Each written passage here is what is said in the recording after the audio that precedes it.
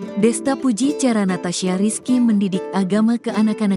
Desta memuji sang mantan istri, Natasha Rizky atau yang akrab dengan nama Caca dalam hal mendidik anak.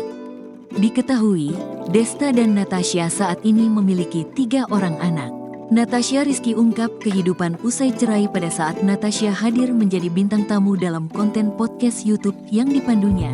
Desta memuji cara Natasha mendidik ketiga anaknya khususnya dalam hal agama. Sampai-sampai, Desta tak jarang merasa takjub dengan apa yang diajarkan Natasha ke anak-anaknya itu. Sementara itu, Desta mengaku lebih sering mengajak anak-anaknya itu berbincang tentang kehidupan sehari-hari, misalnya apa yang mereka lalui di sekolah. Desta lebih mengajarkan anak-anaknya dalam hal bersikap di kehidupan sehari-hari, seperti misalnya saat anak-anaknya merasa dikecewakan teman di sekolah.